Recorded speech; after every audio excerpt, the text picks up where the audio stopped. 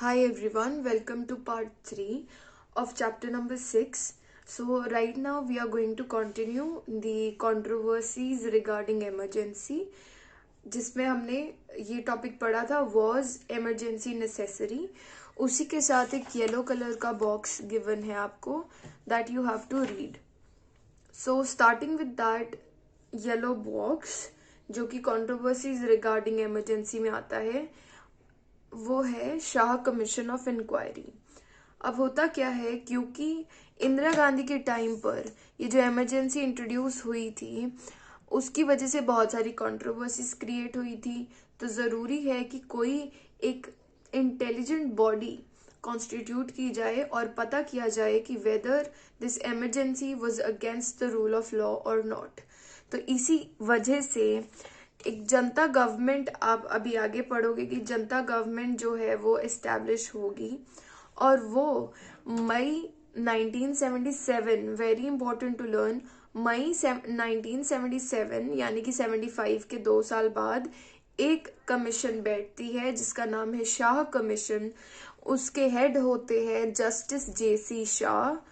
शाह यहीं से लिया गया है कमीशन के नाम में। जेसी शाह जो हैं वो रिटायर्ड सीजीआई थे, यानी कि chief justice of supreme court of India थे। यानी कि सुप्रीम कोर्ट के जो सबसे बड़े जज थे वो एक समय पर हुआ करते थे, अब वो रिटायर्ड थे 77 के अंदर। उन्हें हेड बना दिया गया शाह कमीशन का। अब इस कमीशन का पर्पस क्या था? The purpose was to inquire into several aspects of allegations of abuse of authority and excesses and malpractices committed। यानी कि इमरजेंसी के समय पर कितनी माल प्रैक्टिसेस, गलत तरीके से इस लॉ को यूज किया गया है कॉन्स्टिट्यूशन में। अथॉरिटी जो है इंदिरा गांधी ने क्या गलत तरीके से अब्यूज करी है, ठीक है। और हम ये समझेंगे कि कैसे जो शाह कमीशन है उसने ये काम किया। शाह कमीशन ने एग्जामिन किए एविडेंसेस को, विटनेस बुलाए और उनकी चीजों स्टेटमेंट्स को नोट आउट किया। पर जैसे इंदिरा गांधी जो हैं वो शाह कमीशन के पास आती हैं, but she refused to answer any of the question.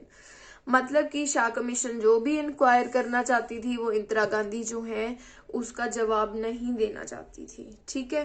तो दिस इज वन पार्ट। उसके बाद जब ये सब कुछ हो गया एविडेंसेस और विटनेस का, फिर दो इंटरिम रिपोर्ट बनाई गई, एक थर्ड रिपोर्ट बनाई गई, एक फाइनल रिपोर्ट बनाई गई, और ये सारी रिपोर्ट्स जो हैं वो पार्लियामेंट के अंदर प्रेजेंट की गई, दोनों हाउसेस में, लोकसभा एंड राज्यसभा, ठीक है। तो शाह कमीशन की इंक्वायरी वाली रिपोर्ट आपको पता होनी चाहिए किस वजह से बनी थी। That was all about emergency. सही किया गवर्नमेंट ने, नहीं किया, all of that. Now we are moving to the next topic जो कि कंट्रोवर्सीज रिगार्डिंग इमरजेंसी के अंदर ही आता है, व्हाट हैपेंड ड्यूरिंग इमरजेंसी। सबसे पहले हम समझेंगे कि रीजन क्या बताया जा रहा था इमरजेंसी होने का। तो आपको पता है कि गवर्नमेंट का कहना था कि हम क्योंकि लॉ ऑर्डर लाना चाहते थे, एक इंदिरा गांधी की सरकार ने जो है वो 20 पॉइंट प्रोग्राम शुरू किया था, हम उसे इम्प्लीमेंट करना चाहते हैं, इसलिए हमें बहुत दिक्कतें आ रही हैं क्योंकि पूरे देश में स्ट्राइक्स, प्रोटेस्ट एंड ऑल हो रहे हैं, इसलिए हमने इमरजेंसी जो है वो लागू की। So this was the point of view of supporters of Indira Gandhi. 20 point programme में क्या क्या था आप ये समझें कि इसमें लैंड रिफॉर्म्स थे, यानी कि लैंड को रीडिस्ट्रीब्यूशन भी करना है, पुअर लोगों को लैंड देनी है, रिव्यू ऑफ एग्रीकल्चरल वेजेस, हम इन एग्रीकल्चरल वेजेस को ज्यादा करेंगे, जो दिहाड़ी है किसी भी एक एग्रीकल्चरल लेबर की उसे इंक्रीज करेंगे या देखेंगे। उसके बाद इरेडिकेशन ऑफ बॉन्डेड लेबर, जो बंधुआ मजदूरी होती है, आपको पता होगा, जहाँ पे आप किसी एक इंसान के ऑल टाइम ऑल लाइफ जो है उसके स्लेव बन जाते, that is known as bonded labour. और चाहे आपको आगे से वेज मिले या ना मिले, दैट इज नोन एज कि उसको हटाना है। तो ऐसे ही 20 पॉइंट प्रोग्राम आपको याद रखना है, 2 मार्क्स में आ सकते हैं। अब इसी टॉपिक को कंटिन्यू करते हुए हम ये समझेंगे कि अलग अलग लोगों की अलग अलग एक्सपेक्टेशन थी इमरजेंसी को लेकर। Some people were happy, other were criticising the emergency. तो हैप्पी वाला केस देखते हैं। अर्बन मिडिल क्लास एजिटेशन से बहुत दुखी था। अब वो खुश था कि इमरजेंसी की वजह से एजिटेशंस जो है वो खत्म हुई, हमारी नॉर्मल लाइफ जो है वो फिर से शुरू होने लग गई उनके हिसाब से, कि रोड जाम नहीं हो रहा है और बाकी चीज़ें नहीं हो रही है, ये सारी चीज़ें। उसके बाद पुअर और रूरल पीपल जो है वो इसलिए खुश थे क्योंकि इंदिरा गांधी के अकॉर्डिंग शी डिड दिस ताकि वेलफेयर प्रोग्राम्स को इम्प्लीमेंट किया जा सके। उसके बाद बात करें कि जो क्रिटिसाइज कर रहे थे वो क्या कह रहे थे। वो कह रहे थे कि even if emergency Indira Gandhi सरकार ने लगा दी है, कांग्रेस सरकार ने लगा दी है, पर फिर भी ये जो वेलफेयर प्रोग्राम है वो कोई भी फुलफिल नहीं कर रहा, कोई इम्प्लीमेंट नहीं कर रहा।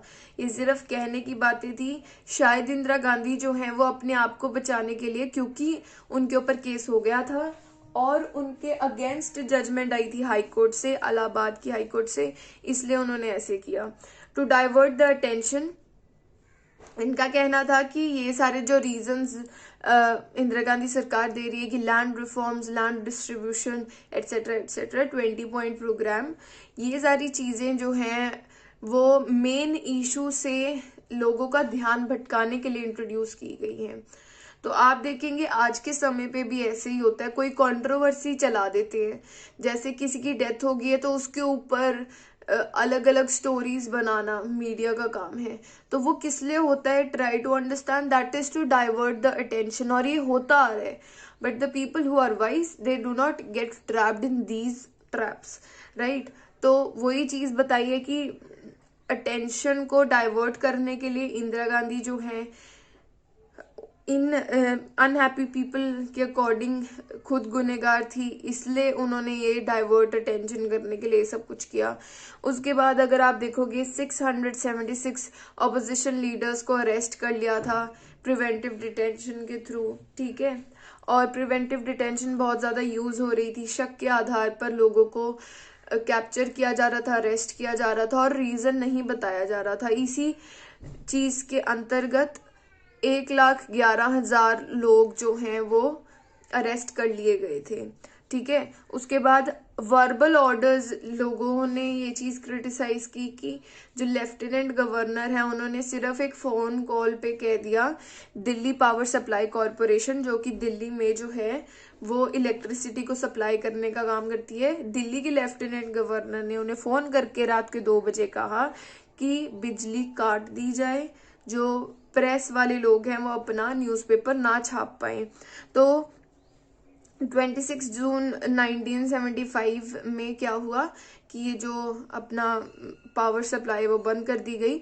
2-3 दिन ऐसे ही रहा और फिर जब सेंसरशिप वाला सिस्टम सरकार ने एस्टेब्लिश कर दिया, यानी कि सारे न्यूज़पेपर्स को ये नोटिस भेज दिए गए कि आप पहले हमें चेक कराओगे जो भी आप पब्लिश करोगे और जो हम कहेंगे वही पब्लिश होगा। तो इस चीज़ का बहुत ज़्यादा क्रिटिसिज्म हुआ।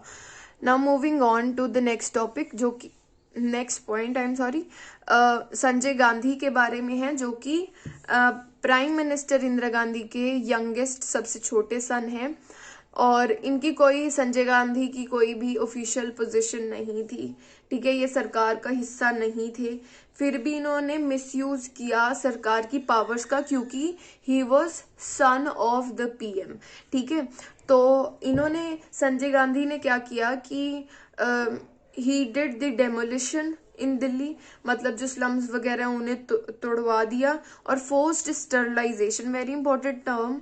इसका क्या मतलब होता है, पॉपुलेशन को कंट्रोल करने के लिए जो ह्यूमन बॉडी है उसमें जो सेक्स ऑर्गन्स हैं उन्हें डिसेबल करने का एक ये प्रोसीजर होता है ताकि रिप्रोडक्शन ना हो पाए, पॉपुलेशन को कंट्रोल कर लिया जाए। अब इसमें आप शब्द को देखो, फोर्स्ड।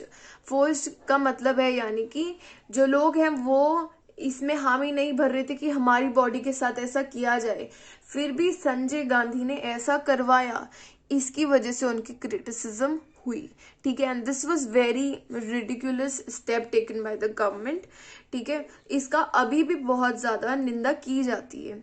उसके बाद अगर हम देखें टॉर्चर एंड कस्टोडियल डेथ्स, अब प्रिवेंटिव डिटेंशन तो हो रही है, जो लोग जेल के अंदर जा रहे हैं, जैसे कि आपकी बुक में पी राजन का एक स्टूडेंट, केरला के स्टूडेंट का एग्जाम्पल दिया गया है कि प्रिवेंटिव डिटेंशन की तरफ से या किसी और वजह से पुलिस ने अरेस्ट कर लिया। अब क्या, जब वो इंसान कस्टडी में है तब उसके साथ ना फिजिकल टॉर्चर किया गया बाय द पुलिस कि उसकी डेथ होगी, उसे बोलते हैं कस्टोडियल डेथ। इस चीज का भी क्रिटिसिज्म किया जाता है, टॉर्चर भी होता था। तो आप समझ के देखिए, आप ये चैप्टर पढ़ रहे हो, आप कितने ज्यादा वाइज पर्सन बन रहे हो इसको पढ़ के कि गवर्नमेंट कैसे काम करती है, गलत चीजें कैसे कैसे समझी जाती हैं कि क्या हो रहा है देश में। सो आई फील कि आप पॉलिटिकल साइंस अभी पढ़ रहे हो 12th में, and that is a very good thing to become a very good citizen of India. Now we are moving on to lessons of emergency, जो कि अगला ही टॉपिक है कंट्रोवर्सी वाले टॉपिक के अंडर। अब इससे हम समझेंगे कि हमें क्या क्या सीखना चाहिए, और आपको हर चैप्टर से कुछ ना कुछ सीखना चाहिए अपने व्यू पॉइंट के अकॉर्डिंग। तो आप सबसे पहला लेसन ये देखो कि आपने देख लिया कि 18 मंथ्स ही चलेगी ये इमरजेंसी, ठीक है। उसके बाद क्या होगा, इलेक्शन होंगे। तो आप ये समझ सकते हो कि इंडिया जैसे देश में ज्यादातर अनडेमोक्रेटिक चीजें ज्यादा समय तक नहीं होता, ठीक है। इंडिया जैसे देश में जहाँ पे लोग काफी अवेयर हैं, तो normal democratic function resumed with in a short span of time. उसके बाद एम्बिग्विटीज रिगार्डिंग इमरजेंसी, ये चीज देखी गई कि इमरजेंसी का जो प्रोसीजर कॉन्स्टिट्यूशन ऑफ इंडिया में दे रखा है, that is having some of the problems, जैसे कि इंटरनल डिफरेंस। इंदिरा गांधी ने जो ये शब्द यूज करके इमरजेंसी को लागू किया था, वो बिल्कुल एक परफेक्ट शब्द नहीं है जिसके अकॉर्डिंगली इमरजेंसी को इम्पोज किया जाए कंट्री के अंदर। तो अभी अमेंडमेंट के थ्रू क्या होगा कि इंटरनल डिफरेंस डिस्टर्बेंस के अलावा, मतलब उसे हटा के आर्म्ड रिबिलियन शब्द को डाल दिया जाएगा कि जब देश के लोगों ने हथियार उठा लिए हैं, ऐसा रिबिलियन हो गया है, तब इमरजेंसी को इम्पोज किया जा सकता है। Otherwise the normal powers of the government, routine powers can work very fine, ठीक है। उसके बाद ये कहा गया कि प्रेसिडेंट खुद ही प्राइम मिनिस्टर की रिकमेंडेशन पे इम्पोज नहीं कर सकते इमरजेंसी को, पहले प्रेसिडेंट को रिटन में काउंसिल ऑफ मिनिस्टर्स को देना पड़ेगा, ठीक है। तो काउंसिल ऑफ मिनिस्टर्स जो है वो पीएम के कुछ बिल्कुल इम्पोर्टेंट उनके आसपास वाले मिनिस्टर्स होते हैं, और काउंसिल ऑफ मिनिस्टर में से कुछ और छोटा अगर कर दोगे आप उस सर्कल को, तो वो कैबिनेट होता है। कैबिनेट में थोड़े कम होते हैं मिनिस्टर्स, पर वो ज्यादा इंपॉर्टेंट होते हैं। काउंसिल ऑफ मिनिस्टर्स में थोड़े ज्यादा मिनिस्टर्स होते हैं, ठीक है। तो कैबिनेट शब्द छोटा है, तो आप ऐसे याद कर सकते हो, कैबिनेट में थोड़े होते हैं, पर काउंसिल ऑफ मिनिस्टर को प्रेसिडेंट जो है वो रिटन में देगा। उसके बाद वैल्यू ऑफ सिविल लिबर्टीज के बारे में पता चला कि फ्रीडम एक सिविल सोसाइटी के अंदर कितनी ज्यादा इम्पोर्टेंट है। तो कोर्ट ने बहुत साथ दिया, आपने देखा कि हाई कोर्ट्स बहुत अच्छी जजमेंट्स पास कर रही थी, और अच्छी आई मीन डेमोक्रेटिक जजमेंट। उसके बाद कई ऑर्गेनाइजेशंस जो हैं जस्ट आफ्टर इमरजेंसी वो अराइज हुई, जो कि सिविल लिबर्टीज, यानी कि आप सोसाइटी में रह रहे हो तो आपके पास क्या क्या फ्रीडम है, वो वाली ऑर्गेनाइजेशन सेटअप हो गई। देन पुलिस जो है, हमने देखा कि पॉलिटिकल प्रेशर के अंडर आके काम कर रही थी, तो उस चीज को भी सुधारना इम्पोर्टेंट था, ठीक है। तो ये सारे लेसन्स हैं। उसके बाद हम समझेंगे कि पॉलिटिक्स आफ्टर इमरजेंसी, यानी कि इमरजेंसी के समय पर जो जो हुआ, अब उसके बाद जब इलेक्शन होगा तो क्या रिजल्ट आएगा, राइट। तो वही हम समझने वाले हैं। तो आप ये याद रखो कि 75 के अंदर इमरजेंसी लगी थी, इम्पोज हुई थी, और 77 के अंदर जो है इलेक्शंस होंगे, ठीक है। अब क्या होगा, इंदिरा गांधी वर्सेस जनता पार्टी, ठीक है। तो अब वही समझेंगे हम। अगर आप देखोगे इनके रिजल्ट को, जिसमें इंदिरा गांधी का बहुत बड़ा डिफीट होता है, तो ये एक तरह से रेफरेंडम ऑन इमरजेंसी एक्सपीरियंस था नॉर्थ इंडिया स्पेशली, यानी कि लोगों ने ये बताया कि उनका एक्सपीरियंस अच्छा था तो फिर इंदिरा गांधी को वोट, अगर नहीं अच्छा था तो जनता पार्टी को वोट। तो इंदिरा गांधी और हर थी इसमें, ठीक है, इनकी जो गवर्नमेंट है वो हारी थी। तो आप देख सकते हो कि नॉर्थ इंडिया में एक्सपीरियंस अच्छा नहीं गया था, ठीक है। उसके बाद एंटी डेमोक्रेटिक जो ये सिस्टम इंदिरा गांधी का था वो सिविली पनिश्ड किया गया था बाय द वोटर्स। तो वोटर्स के पास सबसे बड़ी ताकत है, दैट इज वोटिंग। तो वो किसी सरकार को उठा भी सकते हैं, गिरा भी सकते हैं, ठीक है।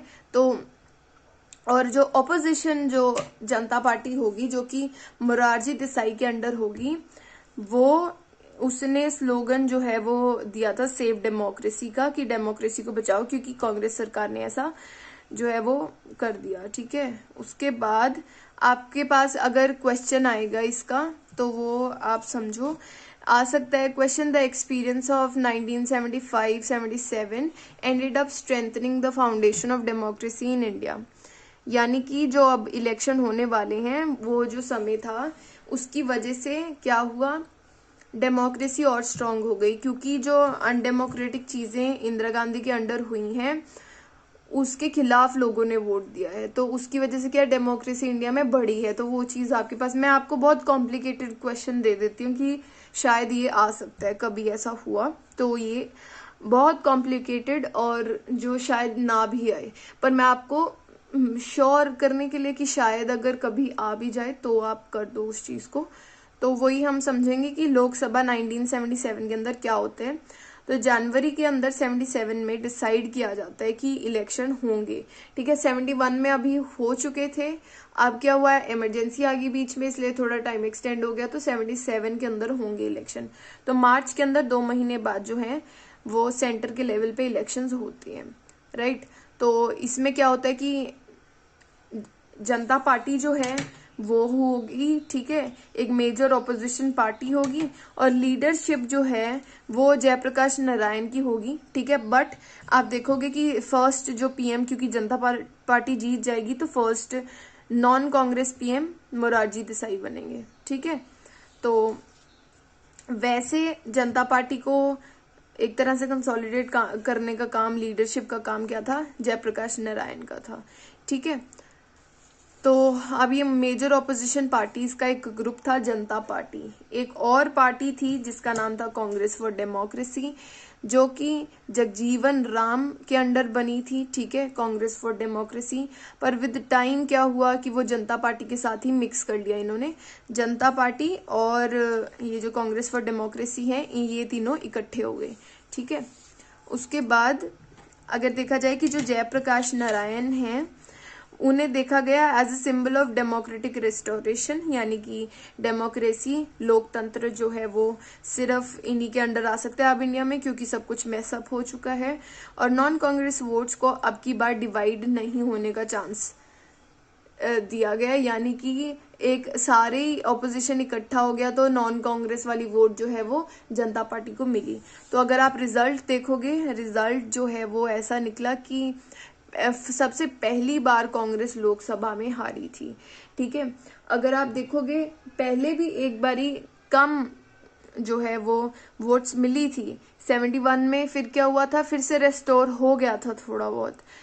अब क्या हुआ, आज तक पर हारी नहीं थी, पर अब क्या हुआ, 77 वाले इलेक्शन में कांग्रेस हार जाती है, ठीक है। तो लोकसभा के अंदर जो कांग्रेस है वो हार जाती है, क्योंकि इमरजेंसी एंड ऑल, ठीक है, हुआ था, और उसके अंदर भी बहुत सारी चीजें की गई थी, preventive detention, this and that.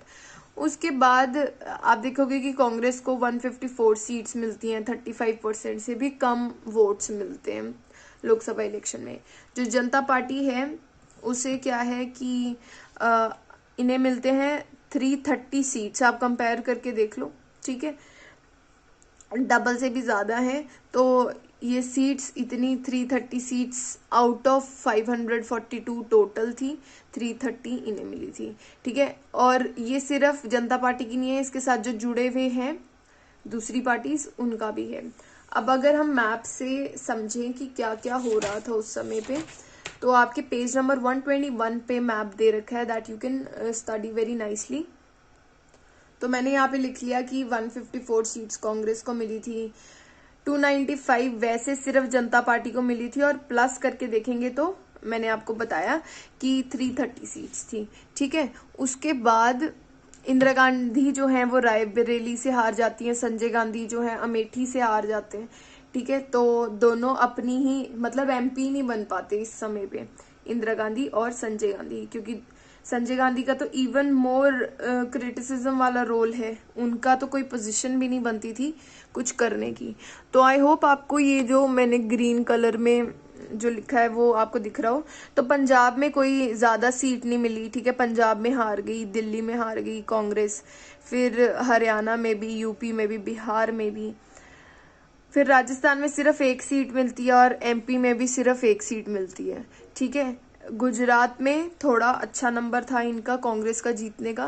फिर अगर थोड़ा आप साउथ में जाओगे तो महाराष्ट्र में अच्छा थोड़ा नंबर था, और साउथ में आप देख सकते हो ओवरऑल थोड़ा येलो पार्ट जो है वो कांग्रेस का है, तो वो भी था।